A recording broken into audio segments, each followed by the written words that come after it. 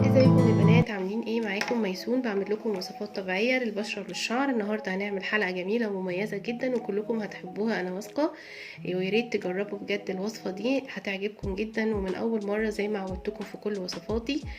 الماسك النهارده مختلف شويه، هيخلينا بجد ما نستغنى تماما عن ان احنا نحط ميك اب بقى. والبنات اللي بتحب التوريده في وشها، البنات اللي عايزه نضاره وعايزه وشها يبقى جاي على وردي كده خفيف وفيه حمار في الخدود وحمار في الوش وحاجه كده مبهجه، استخدمي الماسك ده. هيدي نضاره، هيدي تفتيح، هيشيل لو في تجاعيد، لو في اي اثار بقع، كل مشاكل البشره. الماسك ده او الكريم ده، احنا هنعمل كريم النهارده، الكريم ده هيعالجها. يلا عشان ما اطولش عليكم، هنحتاج في الاول بشر يعني نص برتقال، نص تفاحه عندك او ربع تفاحه، زي ما انت عايزه تعملي الكميه اللي انت عايزاها. احنا ممكن نستخدم الكريم ده في فتره ما تقلش عن شهرين. خلاص. وكمان هنبقى محتاجين ميه، اللي هي الجل بتاع بذور الكتان ده. بنجيب البذور بتاعه الكتان، احنا طبعا عارفينها قبل كده وعرفنا كذا مره في كذا فيديو، يعني عملنا ازاي نقدر ان احنا نحضر الجل ده. بيبقى شكله هلامي كده، قوامه كده عامل زي الجل شويه. بنجيب بذور الكتان وبنخليها تفضل تغلي على النار. شايفين القوام؟ بتغلي على النار شويه لغايه ما نوصل للقوام ده. او كمان ممكن طريقه تانية، ان احنا نجيب البذور الكتان وننقعها في ميه من بالليل لغايه الصبح، 12 ساعه تقريبا، لغايه ما نوصل للقوام ده، وبعد كده بنصفيها. تمام. هنحتاج حاجه كمان، هنحتاج اللي هو كركديه. نجيب مثلا حوالي 4-5 حبات من الكركديه ونحط عليها ميه سخنه ونغطيها لمده نص ساعه، هتنزل اللون اللي احنا شايفينه ده. وده هنحتاجه معانا في الوصفه. وهنحتاج حوالي معلقه او معلقتين نشا على حسب الكميه اللي احنا هنشتغلها.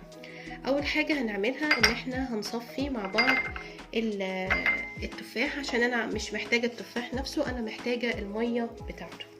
تمام. فانا هجيب شاش زي كده وهحط فيه البشر بتاع التفاح بتاعي، وهنزل بقى كل المية اللي فيه علشان انا محتاجة المية دي.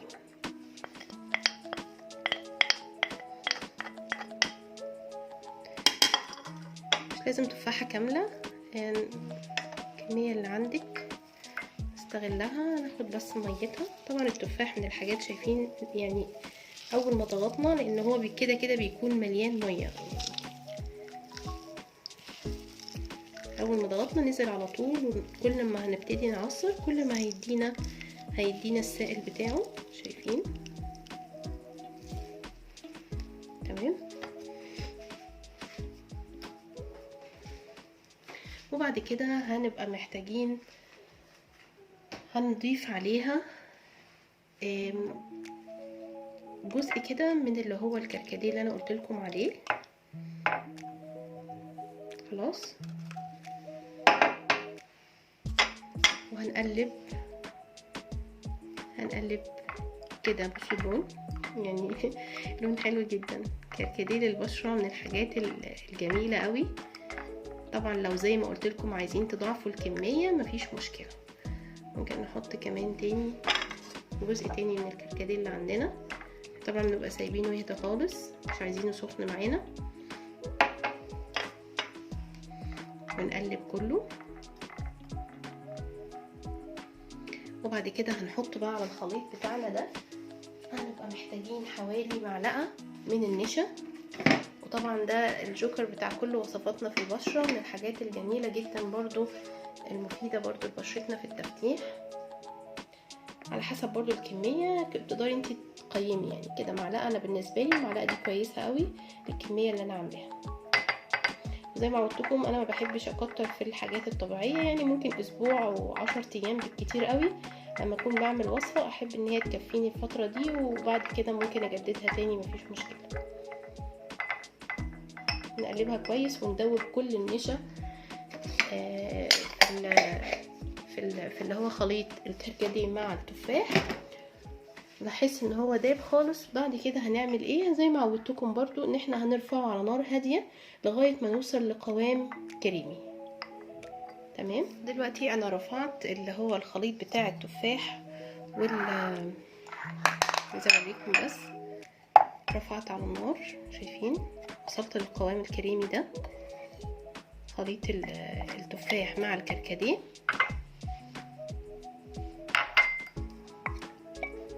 هفضي هنا معاكم.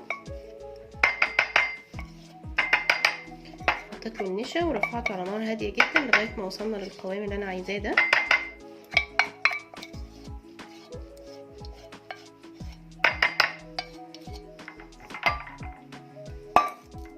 شايفين اللون بتاعه عامل ازاي،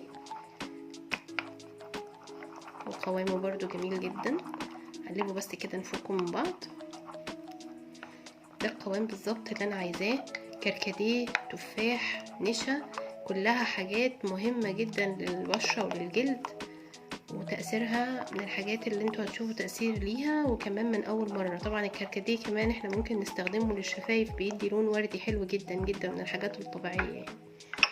شايفين لونه عامل ازاي. طيب هنعمل ايه بقى بعد كده؟ هنضيف عليها، اتفقنا ان احنا يبقى عندنا جل بذور الكتان، وعرفنا ازاي بنحضر الجل ده.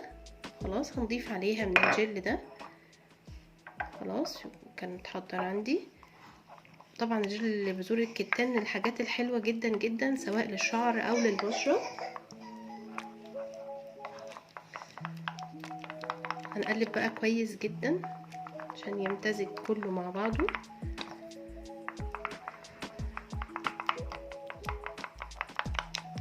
تمام كده. في اضافه يعني تعتبر من الحاجات الحلوه برضو، بتدي افكت حلو للكريم ده. لو انتي عندك زيت اسمه الماكاميديا، احنا ممكن نضيف منه حوالي معلقه كامله، معلقه كبيره. خلاص. برضو ده من الحاجات اللي هتدي تأثير للبشرة جميلة جدا جدا. ممكن تحطوا معلقة على الخليط ده وعلى الكمية اللي انا عملتها دي. لو انتي ضاعفتي الكمية ممكن نضاعف الزيت نفسه. خلاص، يعني لو انتي ضاعفتي الكمية دي هنحط معلقتين من الزيت. انا طبعا بحب دايما اعمل ميكس لاي كريم بنعمله او اي وصفة بنعمله، عشان كل المكونات تمتزج مع بعضها. خلاص اتفقنا ان احنا كده هنحط اللي هو الزيت المكاميديا اللي انا قلت لكم عليه على الخلطة دي او على الكريم ده. تمام. وهنستخدم الكريم ده يوميا على بشرة نظيفة. شايفين،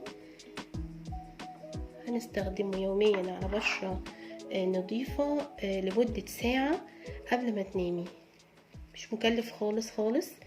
انت ممكن ما تحطيش التفاحة كلها، عشان ممكن تيجي تقولي مثلا التفاح غالي او كده. لا، ممكن ما نحطش التفاحة كلها، حتى لو هنستغل ربع تفاحية مثلا، هنبشرها وناخد المية بتاعتها. شايفين، احنا هنحط الكريم بالشكل ده على البشرة لمدة ساعة بالظبط قبل ما ننام، وبعدين بنشطف ولو سيبناه اكتر من كده برضو مش مفيهوش اي مشكلة خالص. هنحفظ الكريم ده في التلاجة. تمام. بس يكون عندك برطمان نظيف، برطمان ازاز نظيف كده، ويكون طبعا معقم. سايبه بقى الكريم على ايديا. خلاص، هنحفظه بقى في التلاجة. هيقعد من اسبوع ل10 ايام. وما تنسوش الزيت اللي قلتلكم عليه اللي هو زيت الماكاميديا. لو عندك يفضل برضو انك انتي تضيفي على الكريم ده. ملمسه حلو قوي، ريحته شهية كده، تحسي ان انتي محتاجة تاكليه. التأثير بقى بتاعه انا عايزاكم انتوا تجربوه وتقولوا لي ايه اللي انتوا حسيتوه في الكريم ده، وتكتبوا لي طبعا كالعاده زي ما بطلب منكم في كل وصفه انا بعملها في الكومنتات، انتوا حسيتوا بايه لما جربتوا الكريم ده او لما استخدمتوه.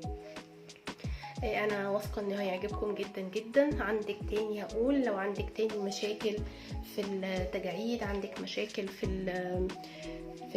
الغمقان، عندك بقع، عندك مفيش نضاره، حاسه ان وشك بهتان، عايزه وشك يكون مورد وما تحتاجيش ان انت تحطي ميك اب، اعملي الكريم ده وحطيه عندك في التلاجة. لو عملتي كميه اكبر من كده ممكن تدي بقى لاصحابك، تدي لاخواتك، تدي لمامتك، توزعي بقى على حبايبك كلهم.